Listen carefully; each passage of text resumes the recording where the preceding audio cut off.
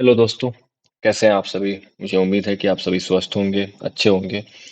हम अपने इस नए चैनल के थ्रू जो है एचएपी को कवर अप कर रहे थे, जो कि फार्मेसी फर्स्ट सेम का एक बायोलॉजी पार्ट का इम्पोर्टेंट टॉपिक है। और जो एचएपी का जो आखिरी टॉपिक रह रहा था, दैट इज योर टिश्यू, वो हम इसमें कवर अप करने की कोशिश करेंगे। अभी तक जो भी हमने पढ़ा है, मुझे उम्मीद है कि आप सभी को समझ में आ रहा होगा। तो इसी के साथ शुरू करते हैं आज का लेक्चर, जो कि टिश्यू होने वाला है। और मैं एक चीज़ आप सभी से शेयर करना चाहूँगा कि बच्चों ने कमेंट किया था कि नोट्स चाहिए, है ना, नोट्स। तो जैसे ही ये यूनिट 1 ख़त्म होगा, जो कि अभी ख़त्म होने के कगार पे ही है, आपको डिस्क्रिप्शन बॉक्स में हर एक पार्ट का जो है ना नोट्स अवेलेबल हो जाएंगे। तो आप जो है बेफिक्र रहेंगे और अपनी पढ़ाई को करते रहेंगे। जो आपको नोट्स है ना, सब कुछ अवेलेबल कराई जाएगी। और मैं आपको उम्मीद दिलाता हूँ कि एक एक पॉइंट, एक एक टॉपिक आपको अच्छे से समझ में आएगा। ठीक है, और अभी तक समझ में आ रहा होगा। मुझे बस आपसे एक ही हेल्प चाहिए कि आप जो है इस चैनल को जहाँ तक ले जा सकते ले जाए, अपने दोस्तों तक शेयर करें, सब्सक्राइब करें। अगर आपको समझ में ना आ रहा हो तो आप मुझे बताएं, मैं कोशिश करूंगा कि इस पॉइंट को अदर लेक्चर के थ्रू और अच्छे से समझा सकूं। तो हम जो एचएपी का यूनिट 1 देख रहे थे, that is your cellular level of organization. उसमें हमने कवर अप किया था स्ट्रक्चर क्या होता है, फंक्शन क्या होता है, एनाटॉमी क्या होता है, फिजियोलॉजी क्या होता है, ट्रांसपोर्ट क्या होता है, एक्टिव पैसिव, ये सब हमने पढ़ा था। फिर cell division, mitosis, meiosis, cell junction हमने पढ़ा था, टाइट गैप वगैरह।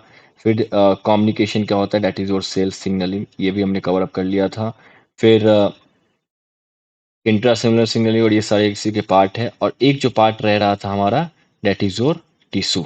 ठीक है, तो आज जो हम पढ़ेंगे ना, वो हम पढ़ेंगे मेनली टिश्यू। ठीक है, ये बायो वाले स्टूडेंट जो भी है, नीट या 10th 12th जो भी है, उनके लिए भी इम्पोर्टेंट रहने वाला है, क्योंकि ये बड़ा ही कॉमन टॉपिक है हमारे बायोलॉजी का। तो मैंने बताया था कि टिश्यू जो होता है a group of collection of क्या होता है, सेल। मतलब एक ही टाइप के सेल जो आपस में मिल जाते हैं। ग्रुप, मैंने बोला ना कि सेल, बहुत सारे सेल आपस में मिलके क्या बनाते हैं, आपके टिश्यू बनाएंगे। फिर वही टिश्यूज आपस में कंबाइन होकर organ and further organ level. तो टिश्यूज जो है वो ग्रुप ऑफ सेल्स है, ठीक है, जो कि एक साथ काम करता है with specific function of tissues, है ना। मतलब बॉडी को एक स्पेसिफिक फंक्शन प्रोवाइड करने के लिए बहुत सारे सेल जो है, सिमिलर सेल दैट इज, वो आपस में कंबाइन होते हैं और वो क्या होते हैं, टिश्यू में कन्वर्ट हो जाते हैं। जैसे एक सेल ये हो गया, फिर ये दूसरा सेल हो गया, फिर ये तीसरा सेल हो गया। तो अगर सिंगल कंपाउंड रहेगा तो हम उसको क्या बोलेंगे, सेल बोलेंगे। और यही जब कंबाइन हो जाएगा पूरा, दैट इज योर टिश्यू, है ना, वो आपका क्या कहलाता है, टिश्यू। अगर हम बात करें क्लासिफिकेशन की, टिश्यू क्लासिफिकेशन ऑफ टिश्यू, बता रहा हूँ आपको, ये यूनिट 1 का वो टॉपिक है जिससे डायरेक्ट 10 नंबर का क्वेश्चन पूछा जाता है। ठीक है, तो आप उसके अकॉर्डिंग ही प्रिपेयर करेंगे। क्लासिफिकेशन ऑफ टिश्यू है, मैंने चार्ट के बॉक्स के फॉर्म में बनाया है, आप इसको चार्ट के फॉर्म में भी बना सकते हैं, क्योंकि मैं चाहता था कि आपको आसानी से समझ में आए। मेनली जो है 4 टाइप के टिश्यू होते हैं। फर्स्ट ऑफ इपिथेलियल टिश्यू, जो मेनली स्किन से रिलेटेड है। फिर connective tissue, that is blood, bone, cartilage, ये बात फर्दर में पढ़ेंगे। मस्कुलर टिश्यूज, जो बॉडी में मसल्स है। एंड आखिरी जो है आपका नर्वस टिश्यू है। इपिथेलियल टिश्यू का मेनली फंक्शन जो है बॉडी को सरफेस को कवर अप करना है। Connective tissue mainly support, supply, transport, ये सब का हेल्प करता है। मसल्स टिश्यू मेनली आपके मूवमेंट में, that is leg muscles, hand muscles. And nervous tissue क्या करता है, सिग्नलिंग में ट्रांसमिट, इम्पल्स को रिसीव करता है और उसको ट्रांसमिट करता है। अब एग्जाम्पल की बात करें तो एपिथेलियल, देखिए, मैं आपको पहले से ही बताते आ रहा हूँ, एग्जाम्पल्स को आप बिल्कुल भी इग्नोर नहीं करेंगे, वरना नंबर वहीं पे कट जाते हैं आपके। एग्जाम्पल एंड डायग्राम, ये दो चीज बहुत ज्यादा इंपॉर्टेंट है। थ्योरी पार्ट आप बायो में भले ही कम लिखे, लेकिन अगर ये दो चीज आप कवर अप करते हो तो फिर आपको नंबर अच्छे मिलने के चांसेस बढ़ जाते हैं। स्किन हो जाएगा एपिथेलियल का, ब्लड हो जाएगा कनेक्टिव टिश्यूज का, मसल का स्केलेटल, है ना, हार्ट वगैरह, और नर्वस टिश्यू का your brain and spinal cord. ठीक है, अब क्या करेंगे कि हम एक एक टॉपिक को जो है ना, एक एक जो टिश्यू है उसको बारीकी से देखेंगे, समझेंगे, कोशिश करेंगे कि एक्चुअली में ये होता क्या है।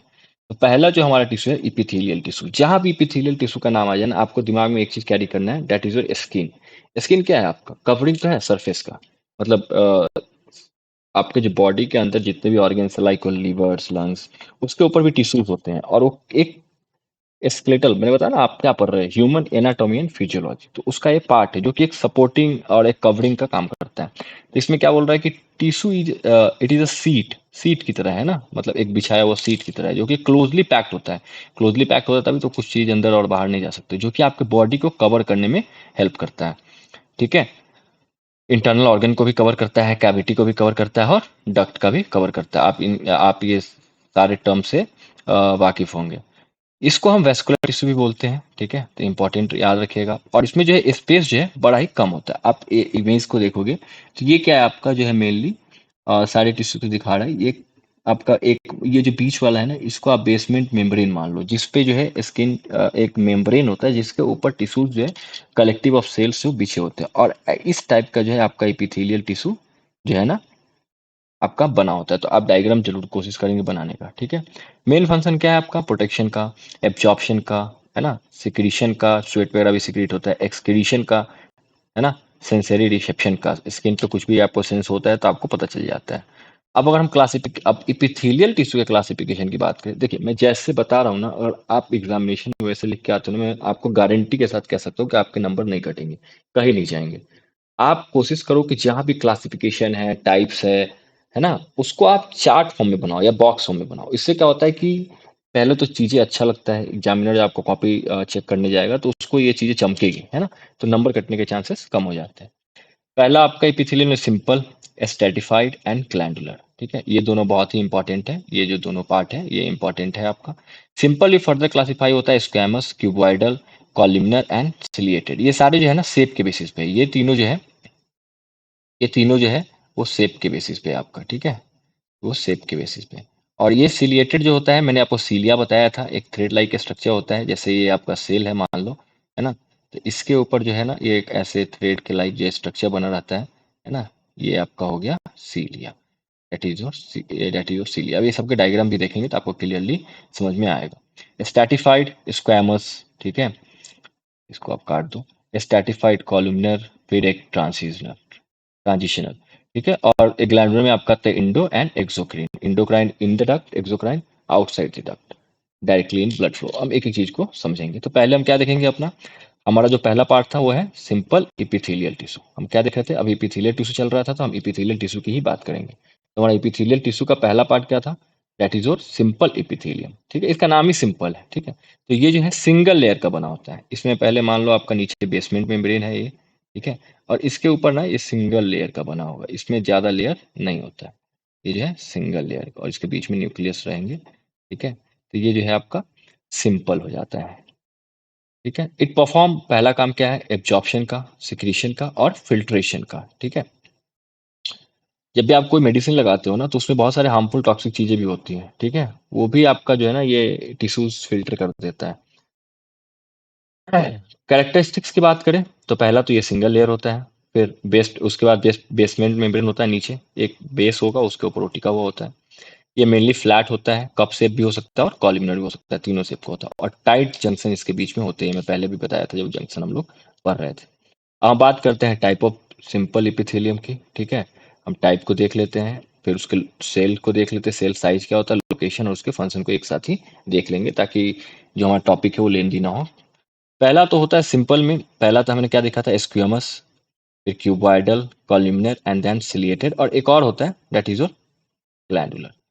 अब सेल शेप की बात करें तो सिंपल है, फ्लैट होगा।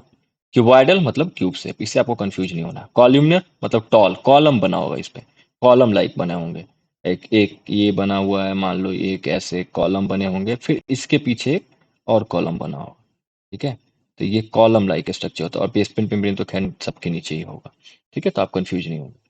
सिलिएटेड भी कॉलमुलर ही होता है, लेकिन उस पे सीलिया होता है। और ग्लोमेरुलर में क्या होता है कि ये स्पेशलाइज होता है सिक्रीशन के लिए, that is your hormone secretion जो भी डक्ट वगैरह के होता है। अगर हम लोकेशन की बात करें जो कि बहुत ही इंपॉर्टेंट है, ठीक है, एग्जाम्पल डायरेक्टली 2 नंबर में पूछा जाता है कि सिंपल स्क्वेमस इपिथेलियम के लोकेशन के एग्जाम्पल्स बताइए, तो आपको एलवी वाला याद रखना है, दैट इज लंग्स के जो एयर सैक होते हैं, कैपिलरी में भी होता है। इस पे क्यूबॉइडल किडनी, है ना, कॉलुमनर ये स्टमक इंटेस्टाइन वगैरह, सिलिएटेड ट्रैकिया, और ग्लैंडुलर जो है स्वेट, सैलिवरी और इंडोक्राइन ग्लैंड। आप एक दो एग्जांपल याद रखो, ज्यादा आपको नहीं करने, एक दो एग्जांपल भी याद रखोगे ना तो आपके आपके काम हो जाएंगे। फंक्शन की बात करें तो डिफ्यूजन, ठीक है, क्योंकि सिंपल है।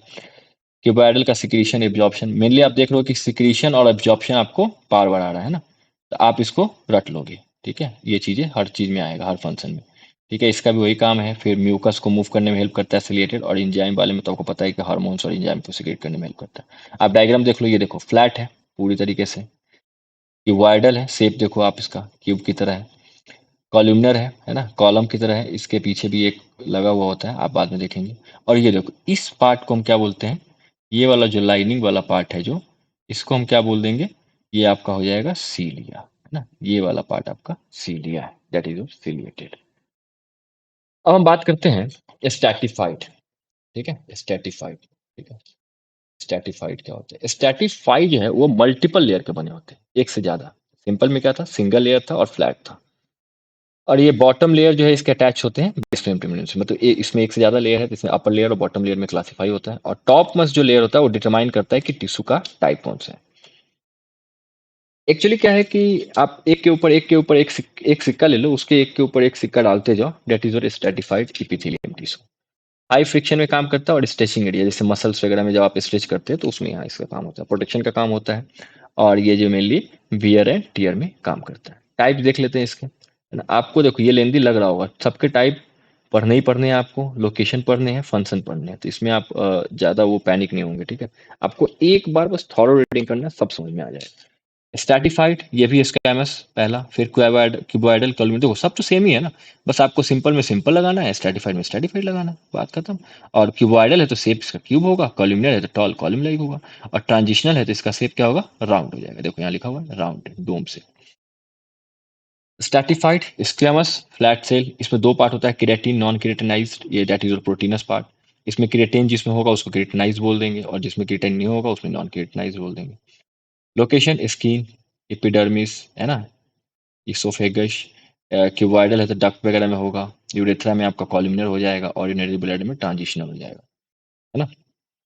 आप एग्जाम्पल पक्के से पढ़ के जाएंगे, protection, absorption, water loss, absorption, secretion, सारे फंक्शन जो है ना आप कॉमन लिख सकते हो। ध्यान रखना कि एक के ऊपर एक घुमा घुमा के लिखना, ताकि सबको सेम सेम ना लगे, है ना। एक में सिक्रीशन लिख लो तो एक में प्रोटेक्शन लिखो। इसमें देखो ट्रांजिशन में क्या करता है, स्ट्रेचिंग में अलाउ करता है ना, बिना कोई डैमेज के। डायग्राम से समझते हैं, स्टैटिफाइड देखो एक के ऊपर एक है, ये टॉप मोस्ट लेयर है इसका, ठीक है। और ये आपका क्या है, बेस है, ठीक है, ये आपका टॉप हो गया, ठीक है, और ये आपका बेस हो गया। स्ट्रैटिफाइड क्यूबॉइड शेप का है, देखो static columnar column shape, that is और टॉल होगा, देखो ये लंबा है हाइट में इन कंपेरिजन टू अदर। और ट्रांजिशनल में देखो राउंड है ना, राउंड या डोम शेप, है ना। तो आप इस डायग्राम से आप समझ सकते हो, आपको बस शेप या शेप पता होगा तो आप डायग्राम इजीली बना दोगे, तो इसके लिए आपको कुछ सोचने की जरूरत नहीं है। आखिरी जो है हमारा एपिथेलियम है, दैट इज ग्लैंडुलर। ग्लैंडुलर इसमें कौन सा टर्म आ रहा है, ग्लैंड। ग्लैंड मतलब आपको याद रखना है हार्मोन्स, स्वेट्स, इंजाइम, है ना, देखो यहाँ मेंशन है, enzyme, sweats, hormones, mucus. Glandular सिर्फ एक तरीके का specialized type of epithelial tissue होता है, जिसको सिर्फ और सिर्फ काम क्या होता है, सिक्रीशन का, वो सिक्रीट करने के लिए ही मेनली बनाया है, ना इसका प्रोटेक्शन का काम है, ना इसका एब्जॉर्प्शन का काम है, सिक्रीशन का काम है। तो आपको ग्लैंडुलर कहीं भी आता है तो आपको सिक्रीशन आपको याद होना चाहिए, आपके दिमाग में हिट करना चाहिए। क्लासिफिकेशन की बात करें तो इसमें ज़्यादा क्लासिफाई नहीं है, एक्सोक्राइन और इंडोक्राइन दो है। एक्सो मतलब बाहर, इंडो मतलब अंदर, ठीक है।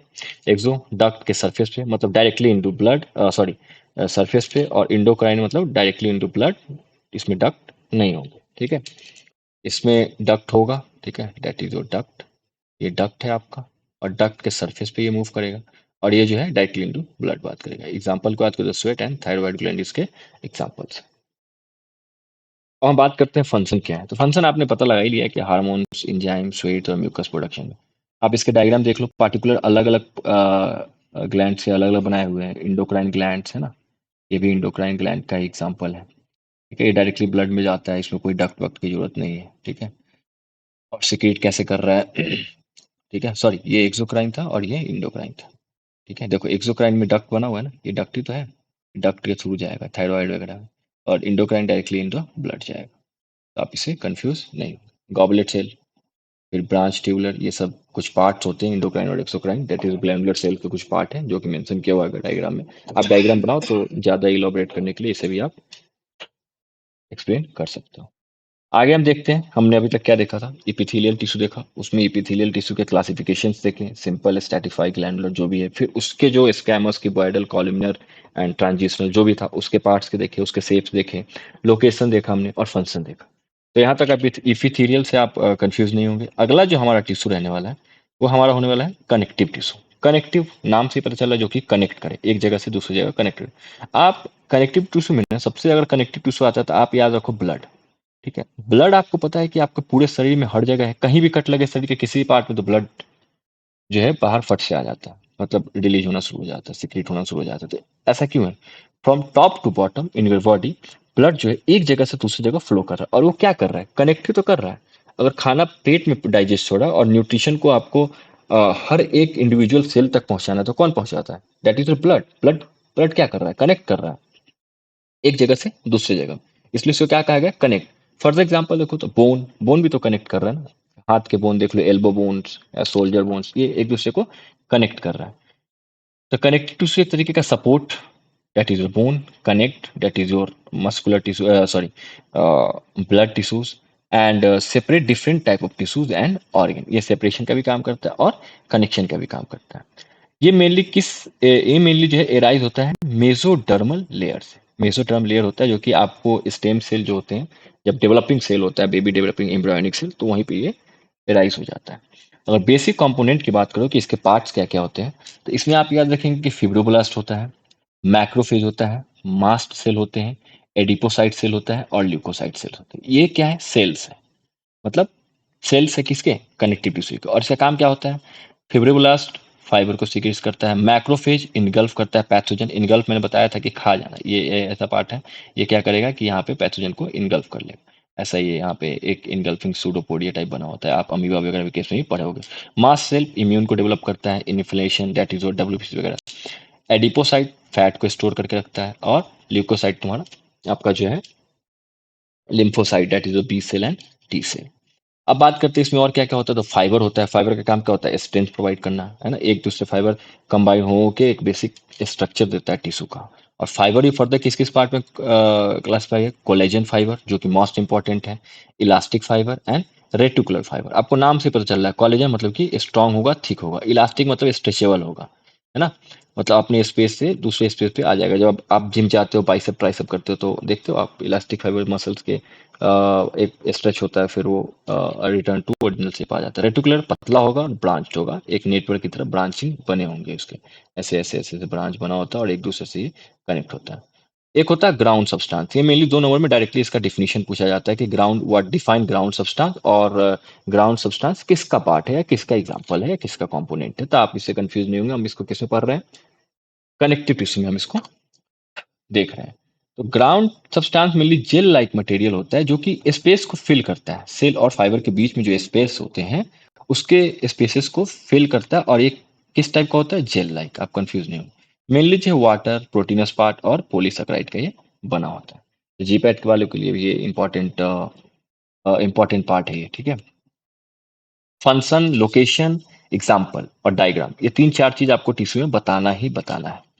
फंक्शन की बात करें, कनेक्टिव पहला सपोर्ट, ठीक है, फ्रेमवर्क जैसे बोन और कार्टिलेज सपोर्ट की बात करता है, प्रोटेक्शन, है ना, डेलीगेट ऑर्गन्स को प्रोटेक्ट करता है, क्वेश्चन प्रोवाइड करता है, और एडिपोज टिश्यूज जो आपके किडनी में है ना, वो फैट को स्टोर करने में भी हेल्प करता है, बोन प्रोटेक्ट करता है ब्रेन और लंग्स को। फिर बाइंडिंग एंड कनेक्टिंग ऑर्गन्स को, टिश्यू को आपस में बाइंड करता है। एग्जाम्पल सबके दिए हुए हैं, देखो, ligament connect bone to bone and tendon connect muscle to muscle. आप ये बचपन से पढ़े, तो कंफ्यूज नहीं होंगे, ये भी डायरेक्टली दोनों में पूछा जाता है कि डिफाइन टेंडोन एंड लिगामेंट। तो आप बस इतना बता दो कि ligament that define bone to bone and tendon that define muscle to bone, ये आपको नंबर मिल जाएंगे। शॉर्ट आंसर को ज्यादा लेंथी करने की जरूरत नहीं होती है, टीचर पे भी डिपेंड करता है, लेकिन अभी तक जो मेरा एक्सपीरियंस रहा है कि शॉर्ट आंसर में आप direct to the point answer दो, ठीक है, कोशिश करो।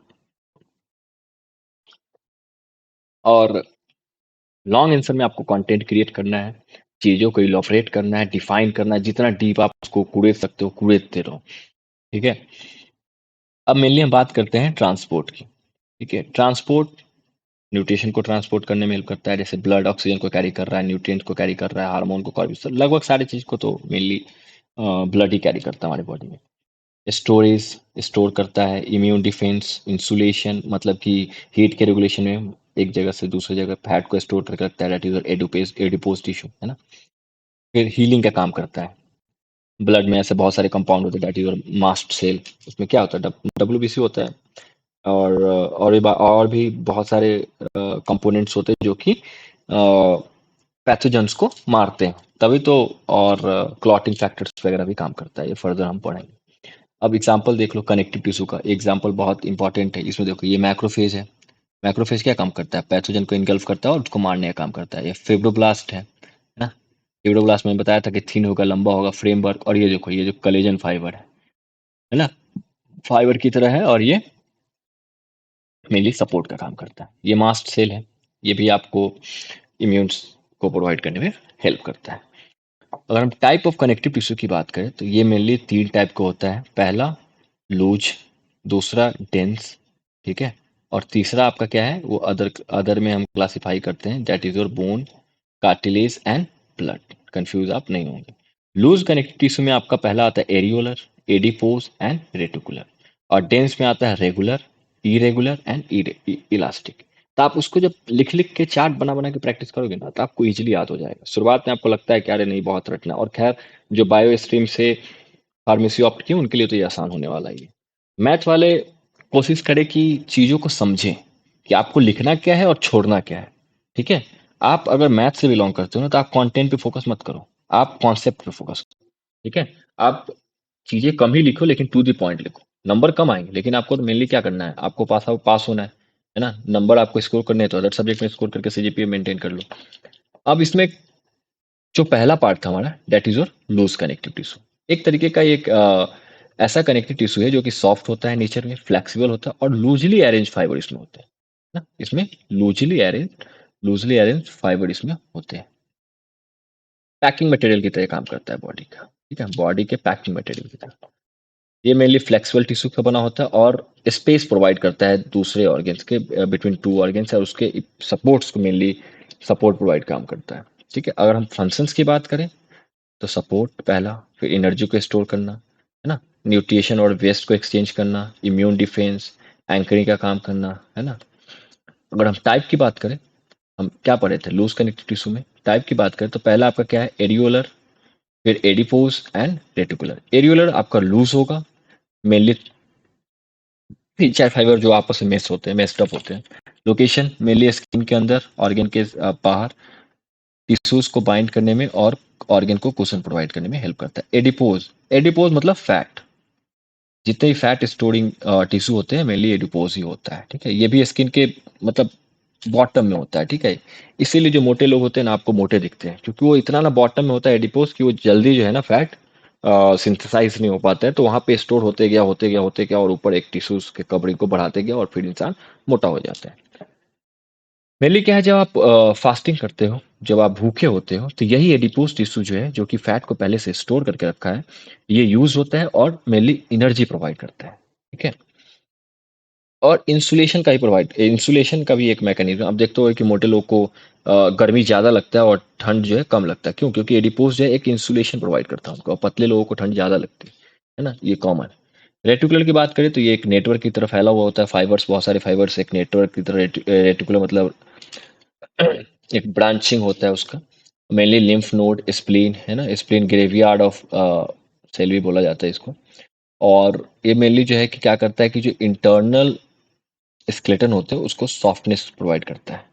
ठीक है, तो आप यहाँ फंक्शंस भी देख सकते हो, लोकेशन भी देखते हो, डायग्राम देख लो आप। एरियोलर, ठीक है, इसमें कलर, कौन सा कलर किस चीज को डोनेट कर रहा है आप देख सकते हो। कोलेजन फाइबर, इलास्टिक फाइबर, ये सारे आपके इलास्टिक फाइबर है। ठीक है, फिर आपके एडिपोसाइट, ये सारे एडिपोसाइट है, क्योंकि ये देखो ये फैट है आपका, ये आपका फैट। ठीक है, ये आपका फैट है। ठीक है, फिर इसमें ये देखो आप, ये जो पार्ट है रेटिकुलर है, मैंने बोला रेटिकुलर एक ब्रांचिंग की तरह, फाइबर आपस में ब्रांच्ड है। ठीक है, तो आप इसको एक बार एग्जांपल को देखोगे और डायग्राम को देखोगे और बनाने खुद से कोशिश करोगे कि आप इसको ड्रॉ करो और चीजों को अच्छे से समझ सको। लूज हमने पढ़ा, फिर हम देखते हैं डेंस कनेक्टिव टिश्यू। लूज में नाम ही था लूज, मतलब सॉफ्टनेस। डेंस मतलब ये हाईली पैक्ड होगा, ये स्ट्रांग होगा in comparison of loose. More fibrous होगा, ज्यादा फाइबर होंगे आपस में, कम एक कॉम्प्लेक्स स्ट्रक्चर बना के रखे होंगे। मेनली जो काम है स्ट्रेंथ, सपोर्ट और इलास्टिसिटी। ठीक है, कोलेजन फाइबर ज्यादा होगा और ग्राउंड सब्सटेंस इसमें कम होता है। देखो ग्राउंड सब्सटेंस वही ज्यादा होगा जहां पे स्पेस ज्यादा है। ठीक है, अब जैसे मान लो ये दो टिश्यूज है, दो सेल मान लो, ठीक है, और इसके बीच में जो स्पेस है, इसके बीच में क्या होता है कि जेल जेल आ जाएगा, ठीक है, और यही जेल क्या करता है, इस स्पेस को फिल अप करता है, और यही जेल आपका क्या है, ग्राउंड सब्सटेंस। तो लूज कनेक्टिव टिश्यू में ग्राउंड सब्सटेंस ज्यादा होगा in comparison of dense connective tissue. यहाँ पे लिखा भी हुआ है, ठीक है। डेंस टाइटली पैक्ड कोलेजन और इलास्टिक फाइबर को पकड़ के रखता है, जो कि टफनेस और रेसिलियंस को प्रोवाइड करता है। स्ट्रॉन्ग अटैचमेंट होते हैं, टेंडन और लिगामेंट क्या होता है मैंने बता दिया, ligament bone to bone, tendon bone to muscle. इसमें टेंडन में याद रखो टीबीएम, और लिगामेंट में एलबीबी, ठीक है। मैकेनिकल स्टैंड को भी स्टैंड करता है और इलास्टिसिटी प्रोवाइड करता है आर्टरी एंड लंग्स में। अब इसके भी टाइप्स को हम देख लेते हैं। इसमें तीन टाइप होता है mainly, regular, irregular and elastic, ठीक है। रेगुलर, इसमें देखो पैरेलल, पैरेलल कोलेजन फाइबर है ना, एक ये कोलेजन फाइबर हो गया, ये दूसरा कोलेजन फाइबर हो गया, तीसरा खालो, और ये आपस में अटैच होंगे ऐसे, ठीक है। That is your dense. Dense irregular, random arrangement, ठीक है, कैसे भी अरेंजमेंट है, ये एक ऊपर, एक ये ऊपर, एक ये नीचे, है ना, ये कैसे भी अटैचमेंट होंगे, आपस में कनेक्टेड होंगे। तो बस यही दो इसका मेन डिफरेंस है, इरेगुलर और इरेगुलर का। आप डिफरेंस समझ में आ रहा हो। और इलास्टिक आपको पता ही है कि स्ट्रेचेबल, ठीक है। एग्जाम्पल देखो, ये मेनली बोन्स में पाए जाते हैं, टेंडन और लिगामेंट, बोन और मसल दोनों में, स्किन में, और ये जो है ऑर्गन्स लाइक लंग्स के जो कवरिंग होता है उसमें पाए जाते हैं, आर्टरी वगैरह। इसका स्ट्रेंथ प्रोवाइड करना, ये मल्टीपल डायरेक्शन में स्ट्रेंथ प्रोवाइड करता है, और ये फ्लेक्सिबिलिटी को प्रोवाइड करता है। डायग्राम से समझते हैं। देखो डेंस रेगुलर है, ये देखो, ये पैरेलल ही है एक दूसरे के, ये पैरेलल है ना, आप कंफ्यूज नहीं होंगे, पैरेलल है। और ये देखो इरेगुलर है, कैसे भी अरेंज हो गया अपना, तो that is your dense irregular. आप, और इलास्टिक में क्या होता है कि चीजें सेम ही होती है, बस इसका काम होता है स्ट्रेच करने का। तो आप डायग्राम से ही चीजों को समझेंगे, क्योंकि बायो है तो ज्यादा आसान होगा आपके लिए, और इसको प्रैक्टिस करेंगे तो और ज्यादा आसान होगा। हम अपने करेक्टिव टिश्यू के लास्ट पार्ट को देखते हैं, डेट इज योर अदर। पहला आता है कार्टिलेज, सेमी रिजिड, मतलब स्ट्रांग तो होता है लेकिन बोन के कंपेरिजन में कम स्ट्रांग होता है। इसके तीन पार्ट होते हैं, hyaline, elastic and fibro cartilage. Hyaline cartilage mainly trachea, nose, end of long bone से पाए जाते हैं। इलास्टिक कार्टिलेज ईयर वगैरह में, जैसे ईयर ड्रम वगैरह होता है, फ्लेक्सिबल होता है। और फिब्रो कार्टिलेज मेनली डिस्क में होता है, प्यूबिक सिम्फिसिस वगैरह में, जो आपका जो कमर का जो पूरा बोन है ना, वो बहुत ज्यादा स्ट्रांग होता है, ठीक है। तो ये अनमूवेबल है। बोन को हम ऑसियस टिश्यू भी बोलते हैं, है ना, आप ऑर्थो के पास जाते हो ना, दैट इज ओ। बोन जो है कॉम्पैक्ट, हार्ड, रिजिड, कैल्शियम ज़्यादा होता है इसमें, इसलिए उसको स्ट्रांगनेस प्रोवाइड करता है। और इसका मेनली जो फंक्शन होता है वो सपोर्ट का काम होता है, और एक फ्रेमवर्क प्रोवाइड करना किसी भी स्केलेटन को, या अगर हम ह्यूमन की बात करें तो ह्यूमन ले लेते हैं। फिर आता है ब्लड एंड लिम्फ, ये मेनली फ्लूइड होता है, ठीक है। ब्लड एंड लिम्फ आपको ये सारी चीजें तो कॉमन ही होगा। ये दोनों क्या है आपका, ये आपका हो गया सॉलिड, और ये आपका क्या हो गया, फ्लूइड, ठीक है। ब्लड में आपके blood component, red blood cells, white blood cells, erythrocytes वगैरह है ना, प्लेटलेट्स एंड प्लाज्मा, ठीक है। प्लेटलेट्स का काम क्या होता है, मेनली क्लॉटिंग का, है ना। प्लाज्मा डिफेंस वगैरह में काम करता है, डब्ल्यूबीसी भी डिफेंस में काम करता है। और रेड ब्लड सेल्स आपको पता ही है, कैरिंग ट्रांसपोर्टेशन में हेल्प करता है। लिम्फ क्लियर फ्लूइड होता है, ठीक है। Blood without blood component is known as lymph, ठीक है। और ये मेनली इम्यून फंक्शन को हेल्प करता है, दैट इज और beta cell, B lymphocyte, T lymphocytes, आपने पढ़ा होगा। अब जो हमारा टॉपिक है वो है मस्कुलर टिश्यू। अभी हम क्या देख रहे थे, इपिथेलियल देखा, कनेक्टिव टिश्यू देखा, अब मस्कुलर। मस्कुलर मतलब मसल्स, आपके जितने भी बॉडी में मसल्स फाइबर है वो सारे किसके अंडर आएंगे, मस्कुलर टिश्यू के। लैटिरो, बाइसेप, ट्राइसेप, लेग मसल्स, है ना, ये सारे जो है मसल के मसल टिश्यू के अंदर आता है। और मेनली काम क्या होता है, कॉन्ट्रैक्शन का। मसल टिश्यू के माध्यम से भी आप कॉन्ट्रैक्ट कर पाते हो, किसी चीज को खींच पाते हो, उठा पाते हो, क्योंकि आपका जो मसल का टिश्यू होता है वो आपस में कॉन्ट्रैक्ट होता है ना। मसल फाइबर्स होते हैं उसमें, और हेल्प करता है रिलैक्स और कॉन्ट्रैक्ट में। आप एक्टिन और मायोसिन दो दो पार्ट होता है। जब आप मसल के कॉन्ट्रैक्शन को पढ़ोगे तो समझोगे कि कैसे कॉन्ट्रैक्ट करता है, उसके एक के ऊपर एक चढ़ता है, फिर वहां पे एनर्जी रिलीज होता है, ATP, that help in contraction. Function की बात करें तो मूवमेंट, पंपिंग, है ना। पंपिंग कौन करता है, that is your cardiac heart. Peristalsis, oesophagus का जो मूवमेंट होता है ना, दैट इज योर पेरिस्टलाइसिस, है ना, आगे पीछे रैंडमली हो रहा है, और खाना को एक जगह से ऊपर से नीचे तक पहुंचाने में हेल्प करता है, डाइजेस्टिव ट्रैक में। पोस्चर मेंटेनेंस, है ना। आप देखते हो जिम वाले लोग बॉडी एकदम सुडौल वगैरह बना के रखते हैं, वो क्या है, पोस्चर ही तो है उसका। और हीट प्रोडक्शन, जितना ज़्यादा मसल उतना ज़्यादा हीट आपका प्रोड्यूस होगा, क्योंकि जो इतने फैट होते हैं वो सिंथेसाइज होते रहते हैं। मस्कुलर के पार्ट टाइप्स की बात करें तो इसके टाइप्स को देख लेते हैं। मेनली ये 3 टाइप का होता है। स्केलेटल मसल, इसको स्ट्रैटिफाइड बोलते हैं, कार्डियक जो हार्ट, एंड स्मूथ मसल्स, ठीक है। ये अलग अलग फीचर है। अपीयरेंस, ये स्ट्रिएटेड होता है। न्यूक्लियस मल्टी न्यूक्लिएटेड, पेरिफेरल होगा। कंट्रोल वॉलेंट्री है, मतलब आप खुद से कंट्रोल कर सकते हैं इसको। लोकेशन की बात करें तो बोन से अटैच होता है। फंक्शन की बात करें तो बॉडी के मूवमेंट वगैरह में हेल्प करता है। और रैपिड कॉन्ट्रैक्शन। स्केलेटल मसल्स, जितने भी हार्ड मसल है आपके बॉडी में, that is your skeletal muscles. Cardiac heart है ना, तो ये स्टेटेड होगा ये भी, और ब्रांच्ड होगा। इसमें सिंगल न्यूक्लियस होता है, इनवॉलेंट्री होता है, आप हार्ट को खुद से कंट्रोल नहीं कर सकते हो, उसको आप रोक नहीं सकते हो, है ना। लोकेशन मायोकार्डियम बॉल जो होता है उसमें कार्डियक मसल्स होता है।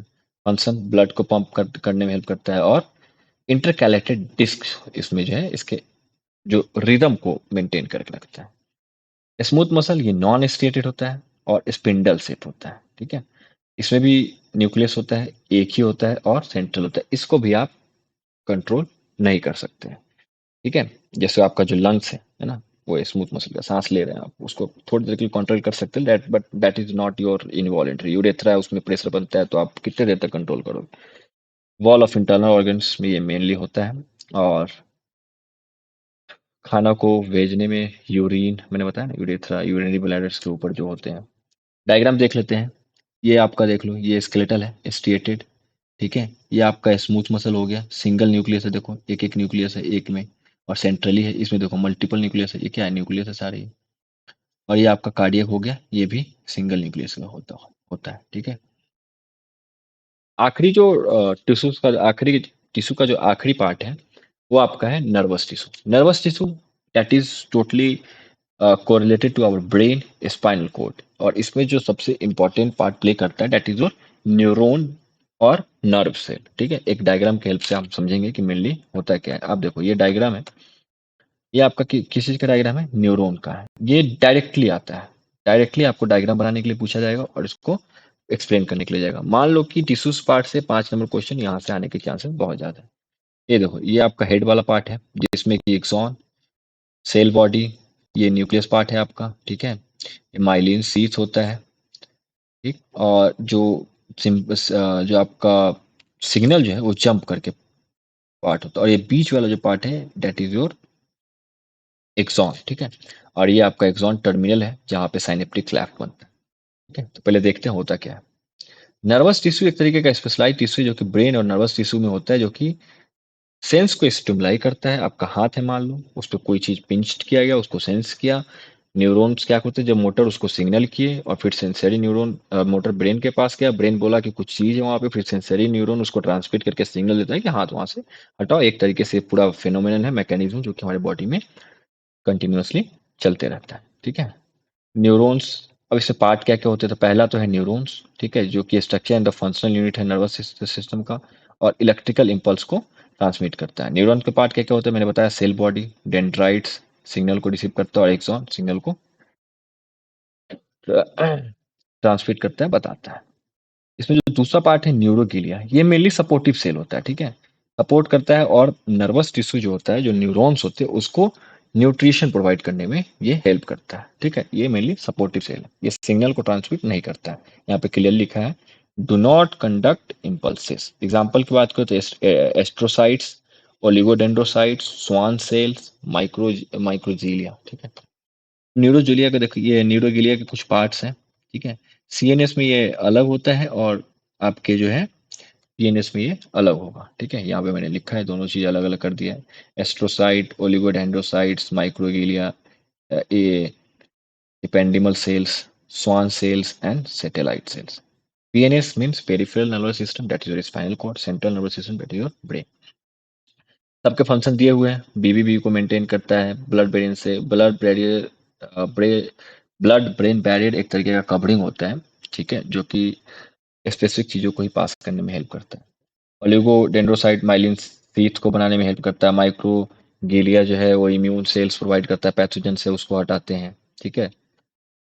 स्वान सेल की बात करें तो ये भी माइलिन शीथ जो पीएनएस एक्सॉन्स होते हैं उसमें हेल्प करते हैं और न्यूरॉन्स के कवरिंग करता है, दैट इज और सैटेलाइट सेल। फंक्शन की बात करें तो सेंसरी है ना, इंफॉर्मेशन को प्रोसेस प्रोसेस करता है और उसको फिर रिस्पॉन्ड करता है।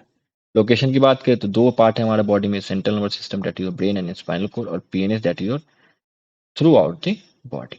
डायग्राम आप देख लेते हैं। आपने न्यूरॉन्स का डायग्राम देख लिया है, न्यूरोगेलिया का डायग्राम आप देख लो। एस्ट्रोसाइट कुछ इस टाइप का होता है, ओलिगोडेंड्रोसाइट्स न्यूरॉन्स के टाइप के होते हैं। ओलिगोडेंड्रोसाइट का काम क्या था, माइलिन शीथ को बनाना, that is myelin sheath. Schwann cell immunity provide करता है, माइक्रोगेलिया सॉरी माइक्रोगेलिया इम्यूनिटी को प्रोवाइड करेगा। Ependymal cells and satellite cells. तो अभी तक लगभग एचएपी का जो यूनिट वन था मैंने कोशिश किया कि इसको अच्छे तरीके से समझा सकूं। आप सभी को एक एक पार्ट अच्छे से समझ में आ चुका होगा, और इस वीडियो के लास्ट में एंड में डिस्क्रिप्शन बॉक्स में हर एक टॉपिक का जो है नोट्स डिस्क्रिप्शन बॉक्स में मैं डाल दूंगा। थोड़ा समय लग सकता है लेकिन आपको आप निश्चिंत रहें, हर एक नोट्स आपको अपलोड किए जाएंगे। और मुझे उम्मीद है कि आपको मज़ा आ रहा होगा, समझ में आ रहा होगा। ठीक है, आपको घबराना नहीं है, बस हेल्प करना है। जितना हो सके आप सब्सक्राइब करो, इसको आगे ले जाओ, अपने दोस्तों को मदद करो, जो फार्मेसी में आ रहे हैं उनको मदद करो। मैं अभी एक और वीडियो शूट करने की कोशिश करूंगा जिसमें बताऊंगा कि फार्मेसी के एक्चुअल फ़ायदे क्या हैं, स्कोप क्या है। ठीक है, तो उस पे एक अलग वीडियो मैं शूट करने की कोशिश करूंगा। अभी तक का सफ़र हमारा यहीं तक का था। एचएपी फर्स्ट यूनिट आपका कंप्लीट होता है। उम्मीद है कि आप इसको अच्छे से पढ़ेंगे और इस चैनल को सब्सक्राइब करके और आगे बढ़ाएंगे। ठीक है, तो सबको धन्यवाद, अब्बा खैर, थैंक यू।